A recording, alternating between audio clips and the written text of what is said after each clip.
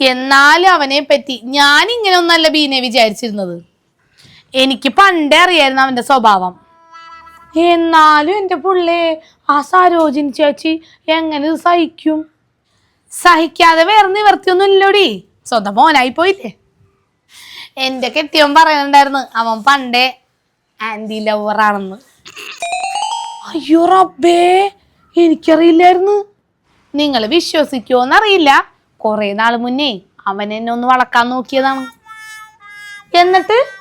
എന്നിട്ട് എന്തുണ്ടാവാൻ, കുറെ നാൾ അവൻ ഇങ്ങനെ മെസ്സേജ് ഒക്കെ അയച്ച് ഞാനും റിപ്ലൈ ഒക്കെ കൊടുത്ത്. അതിന് കുറച്ചാൾ കഴിഞ്ഞപ്പോ ഞാൻ ബ്ലോക്ക് ചെയ്ത്. ആഹാ, അപ്പൊ കുറച്ച് നാളൊക്കെ മെസ്സേജ് അയച്ചല്ലേ. എന്റെ ശബ്നം, നീ ഇത് പോയൊന്ന് കെട്ടിയോനോടൊന്നും പോയി പറഞ്ഞു കൊടുക്കല്ലേട്ടാ. ഞാൻ ആകെ 2 ദിവസം അവന് മെസ്സേജ് അയച്ചുള്ളൂ. പിന്നെ അവന്റെ ആ പോക്കൊന്നും ശരിയല്ലെന്ന് തോന്നിയപ്പോ ഞാൻ നൈസായിട്ട് ബ്ലോക്ക് ചെയ്താണ്. അത് നന്നായി, അല്ലെങ്കിൽ ആപ്പന്റെ സ്ഥാനത്ത് നീ ഇരുന്നേനെ. അയ്യോ, ഈ ബീന അങ്ങനെ വീഴുന്ന ടൈപ്പൊന്നല്ല. വീഴുന്നവളല്ലെന്ന് പറഞ്ഞോളൂ, അപ്പേക്കും വീട്. അത് പിന്നെ പടക്കം പൊടുന്നത് എനിക്ക് പേടിയാണ് ശബനം. എന്നാലും അവൾക്ക് എങ്ങനെ അവളുടെ കെട്ടിയോനെ ചതിക്കാൻ തോന്നിയടേ, ഞാൻ അതാണ് ആലോചിക്കുന്നത്. അവനൊരു കള്ളൂടിയനാണെന്നേ, അതുകൊണ്ടായിരിക്കും ആ പെണ്ണ് വേലി ചാടാൻ നോക്കിയത്. ഇല്ലെന്ന് ഇപ്പൊ അവൻ കള്ളൂടിയൊന്നും ഇല്ലെന്നാണ് എന്റെ കെട്ടിയോൻ പറഞ്ഞത്. എന്റെ പൊന്നു സുഷമേ, നീ അല്ലാതെ അത് വിശ്വസിക്കോ? ഞാൻ കണ്ടാണ് കുടുംബശ്രീയുടെ പൈസ അടക്കാൻ വേണ്ടി ബാങ്കിൽ പോയി നിൽക്കുമ്പോ അവൻ ബാറിന്ന് ആടി ഇറങ്ങി വന്നത്. അത്ര വെളുപ്പിനെ എന്നെ കുടിക്കണമെങ്കിൽ അവൻ എങ്ങനത്തവനായിരിക്കണം. അന്നേ ഞാനത് ഇവിടെ വന്ന് കുടുംബശ്രീ പിറ്റേ ആഴ്ച പറഞ്ഞാണല്ല, അന്ന് നീ ഉണ്ടായിരുന്നിട്ടുണ്ടാവൂല, അതായിരിക്കും. ആണോടി? അപ്പൊ എന്റെ കെട്ടിയോൻ എന്താന്നാവോ എന്നോട് അങ്ങനെ പറഞ്ഞത്? നിന്റെ ചേട്ടന്റെ ബെസ്റ്റ് കൂട്ടുകാരനല്ലേ, അപ്പൊ ചിലപ്പോ സപ്പോർട്ട് ചെയ്ത് പറഞ്ഞായിരിക്കും. അത് ശരിയാണ് കേട്ടാ. എന്റെ കെട്ടിയോൻ പറയുന്നുണ്ടായിരുന്നേ, അവനെ പിടിച്ചപ്പോഴേ അവന്റെ കയ്യിലെ ഫോണിലില്ലേ ഒരുപാട് പെണ്ണുങ്ങളുടെ നമ്പർ ഉണ്ടായിരുന്നെന്ന്. അവന് റീചാർജ് കടയായിരുന്നല്ല, അവിടെ അവന്റെ പെണ്ണുങ്ങളുടെ നമ്പറൊക്കെ അവൻ സൂക്ഷിച്ചു വെക്കണുണ്ടാവും. അല്ലാ പഠിച്ചോനെ, ഞാൻ 3-4 പ്രാവശ്യം അവന്റെ കടയിൽ നിന്ന് റീചാർജ് ചെയ്തിട്ടുണ്ടായിരുന്നു. ആണാ? അന്നപ്പം നിന്റെ നമ്പർ കാണും അവന്റെ കയ്യില്. എങ്ങാനും എന്റെ നമ്പർ ഉണ്ട് നിക്കാക്കെങ്ങാനും അറിഞ്ഞാലുണ്ടല്ലോ എന്റെ കാത്ത തീർന്ന്. നീ പേടിക്കണ്ടടി, അവൻ എന്തായാലും ഇപ്പൊ പോലീസ് പിടിച്ചില്ലേ. എന്നാലും അവക്ക് എന്തൊരു ധൈര്യമാണല്ലേ, കെട്ടിയോ വീട്ടിലുള്ളപ്പോ വേറൊരുത്തനെ വീട്ടിൽ വിളിച്ച് കയറ്റാനായിട്ട്. നീ കേട്ടിട്ടില്ലേ ഈ അവിഹിതം എന്ന് പറഞ്ഞാൽ ഉണക്കമീൻ പോലെയാണെന്ന്? മറ്റുള്ള ആൾക്കാരെ കയ്യിലിരിക്കുമ്പോൾ നമുക്ക് ഭയങ്കര നാറ്റമായിരിക്കും, നമ്മുടെ സ്വന്തം കയ്യിലിരിക്കുമ്പോൾ മണം തോന്നൂല. അതുകൊണ്ടായിരിക്കും അവള് ഭർത്താവുള്ളപ്പോ വീട്ടില് അവനെ വിളിച്ച് കയറ്റിയത്. മാഷാഅല്ലാ, എന്റെ നമ്പർ അവന്റെ കയ്യിൽ ഉണ്ടാവില്ല പഠിച്ചോനെ. അയ്യോ, നിന്റെ ടെൻഷൻ കണ്ടതൊന്നും നീയോ അവന് മെസ്സേജ് അയക്കുമായിരുന്നു. അല്ലാ, എന്റെ ബീനെ അങ്ങനൊന്നും പറഞ്ഞുണ്ടാക്കല്ലേ. എനിക്ക് എന്റെ ഭർത്താവിനോട് തന്നെ ചാറ്റിങ്ങും ചീറ്റിങ്ങും ചെയ്യാൻ നേരമില്ല. അപ്പോഴാണ് വല്ലയിടത്തും 2 പ്രാവശ്യം അവൻ്റെ അടുത്ത് റീചാർജ് ചെയ്യാൻ ഞാൻ പോയിട്ടുണ്ട്. അത് മാത്രമല്ല അവനായിട്ടുള്ള ബന്ധം. അയ്യോ എടി സുഷമേ, നീ അറിഞ്ഞ നമ്മുടെ ലക്ഷ്മിക്കുട്ടിന്റെ രാധാലക്ഷ്മി, അവള് നാട്ടിൽ ലീവിന് വന്നിട്ടുണ്ട്. കഴിഞ്ഞ ദിവസം ആരാണ് എന്നോട് പറഞ്ഞത്? സുധൻ ചേട്ടനാണോ രാമചേട്ടനാണോ? ഞാൻ റേഷൻ കടയിൽ പോയപ്പോ എന്നോട് പറഞ്ഞാണ്. ആണാ? അവള് വന്നിട്ടുണ്ടാ? അയ്യോ, ഞാൻ അറിഞ്ഞില്ലാട്ടാ. അവളെ കാണാൻ എന്തായാലും പോണം. ഞങ്ങള് 3 പേരായിരുന്നു സ്കൂളിലും കോളേജിലൊക്കെ പഠിക്കുമ്പോ ഒരുമിച്ച് നടന്നിരുന്ന കൂട്ടുകാര്. നിങ്ങളെപ്പോഴും പറയുന്ന രാധാലക്ഷ്മിയാണോ ഈ ലക്ഷ്മിക്കുട്ടി? അത് തന്നെ. ഞങ്ങൾ പറയാറില്ലേ, പണ്ട് ഞങ്ങൾ ഒരുമിച്ചാണ് സ്കൂളിൽ പോയിരുന്നതും കോളേജിൽ പോയിരുന്നതൊക്കെ. അത് കഴിഞ്ഞ് കല്യാണവും ഞങ്ങളുടെ ഏകദേശമൊക്കെ അടുത്തടുത്ത് തന്നെയായിരുന്നു. മക്കളുണ്ടായതും അതേപോലെ തന്നെ അടുത്തടുത്തായിരുന്നു. എനിക്കാണ് ആദ്യം കുഞ്ഞുണ്ടായത്. അത് കഴിഞ്ഞ് 2 മാസം കഴിഞ്ഞപ്പോൾ ഇവള് പ്രസവിച്ച്, പിന്നെ 2 മാസം കൊണ്ട് കഴിഞ്ഞപ്പോൾ ലക്ഷ്മിക്കുട്ടി. അവസാനം ലക്ഷ്മിക്കുട്ടിയാണ് പ്രസവിച്ചല്ലേ. പക്ഷെ അവളുടെ ഭർത്താവിനെ 1 വർഷം കഴിഞ്ഞപ്പോഴേക്കും ദുബായിൽ ജോലി കിട്ടി. അത് കഴിഞ്ഞൊരു 5-6 മാസം കഴിഞ്ഞപ്പോൾ അവളെയും കൂടി അങ്ങോട്ട് കൊണ്ടുപോയി. അല്ലെങ്കിൽ ഈ കുടുംബശ്രീയിൽ അവളും കൂടി ഉണ്ടാവണ്ടേണ്. പാവം പെണ്ണാണ് ലക്ഷ്മിക്കുട്ടി. ലക്ഷ്മിക്കുട്ടി നിങ്ങളെപ്പോഴും പറഞ്ഞ് കേട്ടിട്ടുണ്ട്, പക്ഷെ ആളെ ഞാൻ കണ്ടിട്ടില്ല. അയ്യോ, അവളൊരു പാവമാണ്. നീ ഒരു തവണ കണ്ടാലില്ലേ പിന്നെ നീ അവളെ മറക്കൂല, അത്രക്ക് പാവമാണ് അവള്. പഞ്ചപാവമാണ് അവള്. അയ്യോ, എനിക്കിപ്പോഴും ഓർമ്മയുണ്ട് അവളുടെ പണ്ടത്തെ കാര്യങ്ങൾ. ഞങ്ങളൊക്കെ സ്കൂളിൽ പഠിക്കാൻ പോകുമ്പോൾ അച്ഛനും അമ്മയൊക്കെ പൈസ തരുമല്ല. അവൾക്ക് പൈസ ഒന്നും ഇല്ലാണ്ട് ഒരു ഗതിയില്ലാണ്ടേ പശുവിൻ്റെ പാല് ഡയറി വരെ ചുമന്നുകൊണ്ടുപോകും. ഞങ്ങൾ മാറി പിടിക്കുമായിരുന്നു അവൾക്ക് വേണ്ടിയേ. എന്നിട്ട് കൊണ്ടുപോയി കൊടുത്തിട്ടാണ് ഞങ്ങളുടെ ഒപ്പം പഠിക്കാൻ വന്നിരുന്നത്. അത്രക്ക് പാവമായിരുന്നു അവള്. അയ്യോടാ. പക്ഷെ കല്യാണം കഴിഞ്ഞോടുകൂടി അവൾക്ക് നല്ല സമയം തുടങ്ങി എന്ന് പറയാം. അവളെ കല്യാണം കഴിച്ചോടുകൂടി അവളുടെ ഭർത്താവിന് വെച്ചടി കയറ്റുമായിരുന്നു. നമുക്ക് കല്യാണം കഴിയുമ്പോൾ ദുരിതവും കണ്ടില്ല, വരവ് വളയാണ് ഇട്ടേക്കണത്. ഒന്നുമില്ലാണ്ടായി. 12 പവൻ അന്നത്തെ കാലത്ത് എനിക്ക് എൻ്റെ അച്ഛൻ തന്നാണ്. കല്യാണം കഴിഞ്ഞ് ഓരോന്നും അടവും പറഞ്ഞ് ഊരി കൊണ്ടുപോയി അവസാനം ഇപ്പോൾ വരവ് വളയിൽ എത്തി നിൽക്കുകയാണ്. നമ്മുടെയൊക്കെ കഷ്ടകാലം തുടങ്ങിയത് കല്യാണം കഴിഞ്ഞതിന് ശേഷം, അവക്ക് നല്ല കാലം തുടങ്ങിയത് കല്യാണം കഴിഞ്ഞതിന് ശേഷം. അതാ ഞങ്ങൾ തമ്മിലുള്ള വ്യത്യാസം. എനിക്കൊക്കെ അന്നത്തെ കാലത്തെ നല്ല അടിപൊളി ചുരിദാറുകൾ ഉണ്ടായിരുന്നു. അന്ന് ഇറങ്ങിയിരുന്ന ഫാഷനിലുള്ള ചുരിദാർ എൻ്റെ ചേട്ടൻ ബോംബെയിലായിരുന്നല്ല, ചേട്ടനും കൊണ്ടുവരും അച്ഛനും കൊണ്ടുത്തരും, അങ്ങനെയായിരുന്നു. അവളന്നും എനിക്ക് എൻ്റെ ഓർമ്മ വെച്ച കാലം കല്യാണത്തിന് മുന്നേ വരെയൊക്കെ ബ്ലൗസും പാവാടയൊക്കെ ഇട്ടാണ് അവൾ നടന്നത്. ഇവളും അത് തന്നെയാണ്. പക്ഷെ എനിക്കൊക്കെ മാറി ചുരിദാർ ഉണ്ടായിരുന്നു ഇടാനായിട്ട്. ഞാൻ എത്ര ചുരിദാർ അവൾക്ക് തന്നെ കൊടുത്തിട്ടുണ്ടെന്നാ. അവ ഒന്നും ഇല്ലാണ്ടേ കല്യാണം കഴിഞ്ഞ് കഴിയുമ്പോൾ എവിടെയെങ്കിലുമൊക്കെ പോവണ്ടേ, എൻ്റെ നല്ല 3-4 ചുരിദാറൊക്കെ ഞാൻ അവൾക്ക് കൊടുത്തിട്ടുണ്ട്. ഒക്കെ എന്ത് കിട്ടിയാലും ആ സന്തോഷം ഉണ്ടാ ഇന്നും അതെയോ ഭയങ്കര ഒരു കാര്യമാണ് നമ്മളെയൊക്കെ. അത് ശരിയാണ്. ഇവളെ ചെറുതിലെ കാണാൻ നല്ല ഭംഗിയായിരുന്നു. നല്ല നീണ്ട മുടിയൊക്കെ ആയിട്ട് ചുരുള മുടിയായിട്ട് ഇവിടം വരെയൊക്കെ ഉണ്ടായിരുന്നു. നല്ല ഭംഗിയായിരുന്നു. പിന്നെ കല്യാണം കഴിഞ്ഞപ്പോൾ കോലമൊക്കെ ഇങ്ങനെയായി. പ്രാരാബ്ദവും കഷ്ടപ്പാടും ദുരിതവും ഒക്കെ ആണല്ലോ. അല്ലെങ്കിൽ നല്ല സുന്ദരിയായിട്ട് ഇപ്പം വല്ല ഗൾഫുകാരൻ്റെ അല്ലെങ്കിൽ വലിയ ബിസിനസ്സുകാരൻ്റെ ഭാര്യയൊക്കെ ആയിട്ട് ജീവിക്കേണ്ട പെണ്ണാണ് പാവം. ആ അത് തന്നെ കേട്ടിട്ടില്ലേ, നമ്മുടെ കല്യാണമാണ് നമ്മുടെ ജീവിതത്തിൻ്റെ ടേണിങ് പോയിന്റെന്ന്. നല്ലൊരുത്തനെ കിട്ടിക്കഴിഞ്ഞാൽ നമ്മുടെ ജീവിതം രക്ഷപ്പെടും. ഇല്ല, കൂതറേനെയാണ് കിട്ടണമെങ്കിൽ നമ്മുടെ ജീവിതം ദുരിതത്തിലാവും.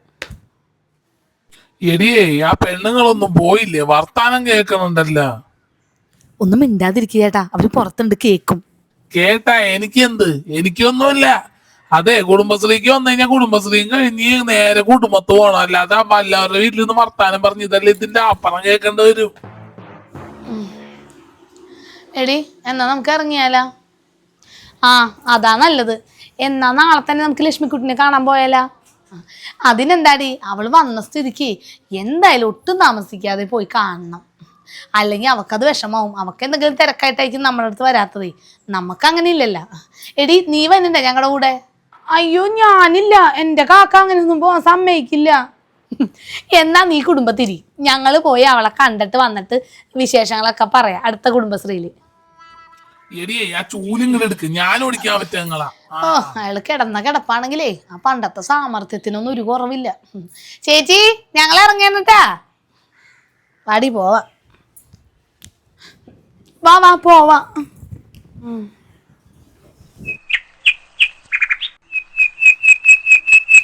എടി അവളീ നാട്ടിൽ നിന്ന് പോയിട്ട് 3-4 കൊല്ലായില്ലേ. അവള് നമ്മളെ മറന്നിട്ടുണ്ടാവുമോ? എന്തൊക്കെ പറഞ്ഞാലേ അവള് നമ്മളെ മറക്കൂല, അതെനിക്ക് നല്ലോണം ഉറപ്പാണ്.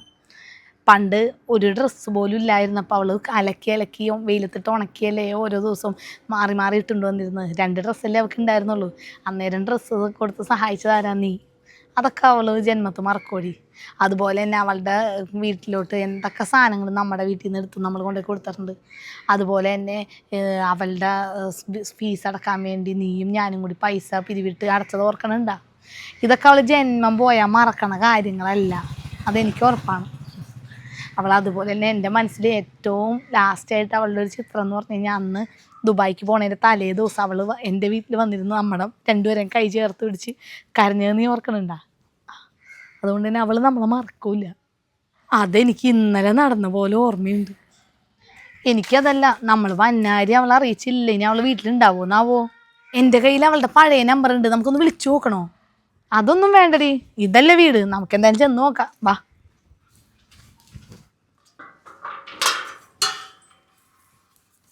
വാടി.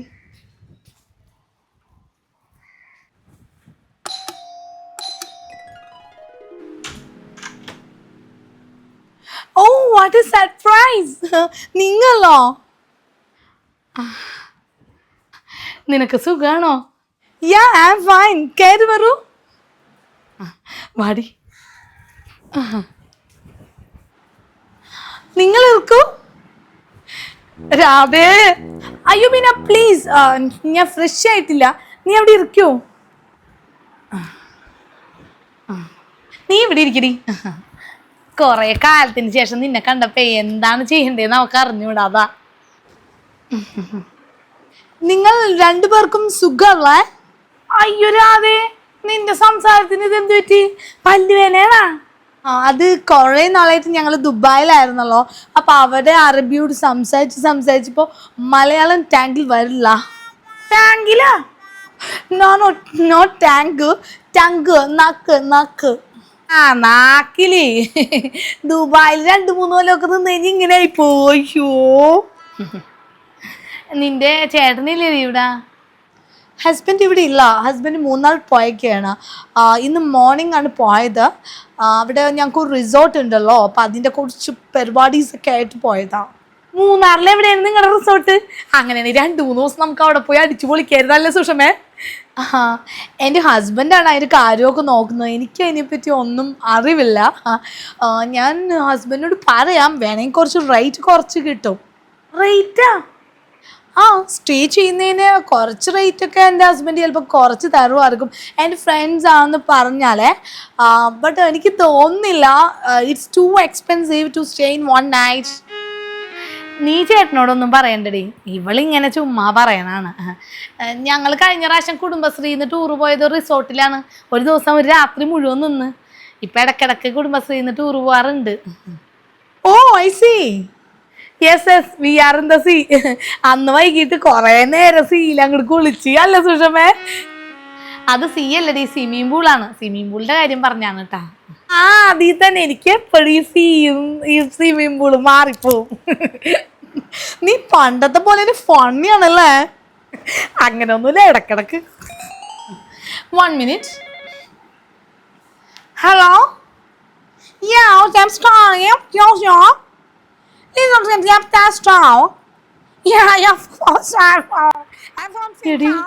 ഇതേത് ഭാഷ? കൊറേ കാലം ദുബായിലായിരുന്നല്ല, അപ്പൊ അവിടുത്തെ ഭാഷ ആയിരിക്കും. കേട്ടപ്പോ എന്നെ ഒരു കുളിമല്ലേ. കേട്ടിട്ട് ഇത് ഏതോ ചൈന ഭാഷ പോലെ ഉണ്ട്. ഇതൊക്കെ പഠിച്ചോ? എനിക്കും തോന്നി ഷ്യാൻഷു എന്നൊക്കെ പറയുന്ന പോലെ ഇടയ്ക്ക്. ശബ്ദത്തിനെ കൊണ്ടുവന്നിരുന്നെങ്കിൽ അറബി സംസാരിക്കുമ്പോ ട്രാൻസ്ലേറ്റ് ചെയ്യായിരുന്നു. അതെ, എൻ്റെ അവിടെ ഉള്ള ഒരു സ്റ്റാഫ് വിളിച്ചാണ്. ഫിലിപ്പീനി പെണ്ണാണ്. ഓൾവേസ് ഇങ്ങനെ കോൾ ചെയ്തുകൊണ്ടിരിക്കും, മാഡം അതെന്ത് ചെയ്യണം, ഇതെന്ത് ചെയ്യണം എന്നൊക്കെ ചോദിച്ചിട്ട്. എനിക്ക് 3 ഷോപ്പുണ്ട് അവിടെ. അതാണ്. നീ വലിയ സംഭവമായി പോയല്ലേ രാധേ. ഇടയ്ക്കിടയ്ക്ക് എന്നിങ്ങനെ പഴയ ഓൾഡ് പേരില്ലേ രാധേ എന്നുള്ള പേര്, അത് വിളിക്കണ്ട കേട്ടോ. എൻ്റെ പേര് ഞങ്ങൾ നെയിം ചേഞ്ച് ചെയ്തു കഴിഞ്ഞ ലീവിന് വന്നപ്പോൾ. ഇപ്പോൾ ലക്ഷ്മി ദേവി എന്നാക്കി. എൻ്റെ അമ്മേ, രാധാലക്ഷ്മി തന്നെയായിരുന്നു നല്ലത്. ഇപ്പൊ ലക്ഷ്മി ദേവിയാ, ദൈവത്തിന്റെ പേരല്ലേ, കുഴപ്പമില്ല. എന്തൊക്കെ പറഞ്ഞാലേ നിന്റെ സ്റ്റൈലൊക്കെ അങ്ങോട്ട് മാറിപ്പോയി. ഇപ്പൊ സംസാരം കേട്ട വേറെ ഏതോ രാജ്യത്തെ പെണ്ണോട് സംസാരിക്കണ പോലെ തോന്നുന്നു അല്ലേ? Yeah, I am changed a lot. Not in my conversation, but also in my lifestyle. എന്തോ അടിപൊളി പറഞ്ഞു കൂട്ടണേ. കൺസർവാന്ന് കേട്ട് അതെന്താ അവിടെ നിന്ന് കൊണ്ടുവന്ന മുന്തിനും തിന്നണ സാധനമാണെന്ന് തോന്നണ്. എടേ, അതെടുക്കുകയാണെങ്കിൽ ഒരു പ്ലേറ്റിൽ എടുത്താൽ മതി കേട്ടാ.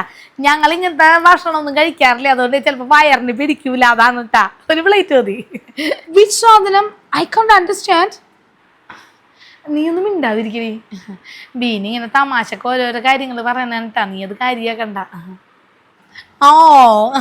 നീ അപ്പോ മക്കളൊന്നും കൊണ്ടുവന്നില്ലേടി? ഇല്ല, അവർ നെതർലാൻഡിൽ പോയേക്കാണ് വിത്ത് ദർ ഫ്രണ്ട്സ്. ബീന, നീ ഇപ്പോഴും വാടക വീട്ടിൽ തന്നെയാണോ താമസം? അതെ. നീ അന്ന് പോയപ്പോ ഉണ്ടായിരുന്ന വാടക വീടല്ല, അത് മാറി. അതിന് 7000 രൂപ ചോദിക്കണ്ടി. ഇതാവുമ്പോ 4500 രൂപ ഉള്ളൂ. നല്ല സുഖമാണ്, നമ്മുടെ അമ്പലത്തിന്റെ അടുത്താണ്. നല്ല രസമാണ്, AC പോലെയാണ് എല്ലാ മുറിയിലും. തണുപ്പേ. So sad. ഇപ്പോഴും നിനക്കൊന്നും ആ ഉയർച്ച വന്നിട്ടില്ല അല്ലേ?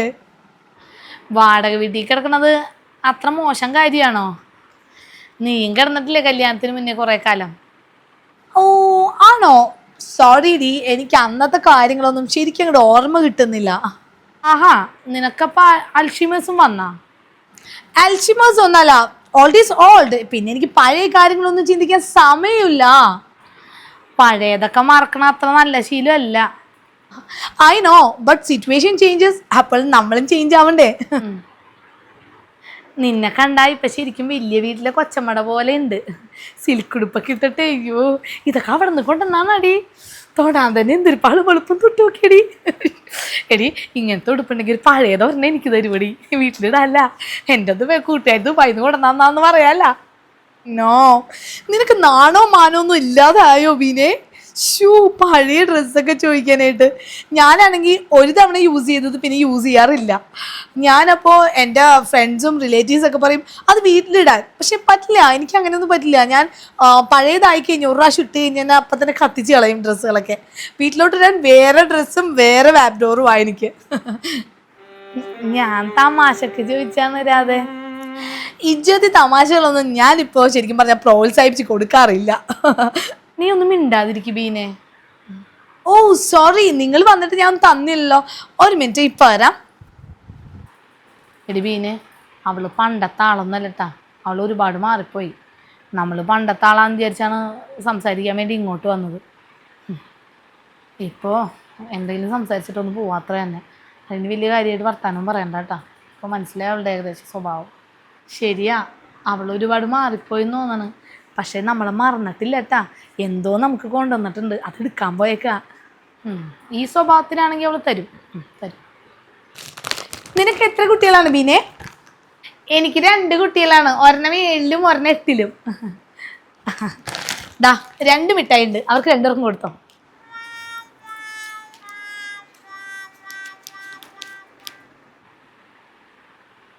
നിനക്ക് എത്ര കുട്ടികളുണ്ട് സുഷമേ? എനിക്കൊരു മോനാണുള്ളടി. അവൻ മിഠായി ഒന്നും അങ്ങനെ കഴിക്കൊന്നുമില്ല, ഇച്ചിരി വലുതായി, 7ലാണ്. പിന്നെ ഇപ്പം ദുബായിലുള്ള സാധനങ്ങളൊക്കെ, സകലമാന സാധനങ്ങൾ ഇപ്പോൾ ലുലുലു അവിടെ ഇവിടെയൊക്കെ കിട്ടുമല്ല. ഞങ്ങൾ ഇടയ്ക്കിടയ്ക്ക് ആഴ്ചയിൽ ലുലുലു അവിടെ ഇവിടെയൊക്കെ ഇറങ്ങാൻ പോകാറുണ്ട്. അപ്പം ഇങ്ങനത്തെ സാധനങ്ങളോടൊന്നും അവന് ഇഷ്ടമല്ല. ഓ താങ്ക് യു ഡി. ചേട്ടൻ്റെ കസിൻ ഫ്രണ്ട്സിന് കൊടുക്കാനുള്ളതായിരുന്നു ഈ മിഠായിയെ.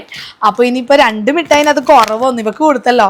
ഇനി അതെന്ത് പറയുമെന്ന് ഞാൻ ആലോചിക്കുകയായിരുന്നു. ഇപ്പം നിനക്ക് വേണ്ടെന്ന് പറഞ്ഞപ്പോൾ കുഴപ്പമില്ല, 2 ഞാൻ കഴിച്ചെന്ന് പറഞ്ഞോളാം. നീ എന്തായാലും നന്നായിട്ടേ മാറിപ്പോയടി. ആ എല്ലാരും പറഞ്ഞു കുറച്ച് വണ്ണമൊക്കെ വെച്ചിട്ടുണ്ട്, ഇത്തിരി സ്റ്റൈലിഷ് ഒക്കെ ആയിട്ടുണ്ടെന്ന്.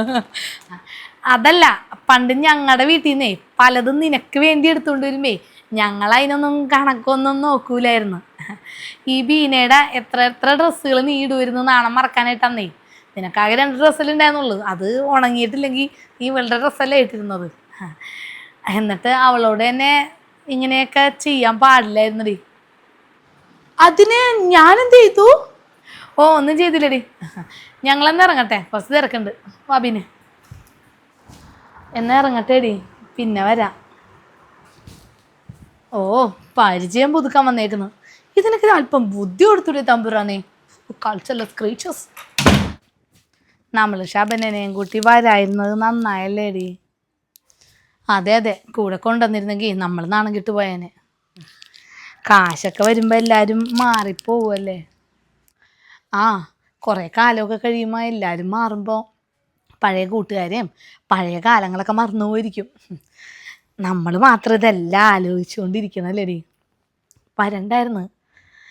അങ്ങനെ വരാതിരുന്നെങ്കിൽ നമ്മുടെ മനസ്സിൽ ആ പഴയ ലക്ഷ്മിക്കുട്ടിയുടെ ചിന്തകളും ഓർമ്മകളൊക്കെ തന്നെ ഉണ്ടായേനെ. ഇതിപ്പോൾ വന്നു കഴിഞ്ഞപ്പോൾ അതൊക്കെ മങ്ങിപ്പോയതുപോലെ അല്ലേടി. വിഷമിക്കാതെടി. ഞാനെന്തിനാ വിഷമിക്കണേ?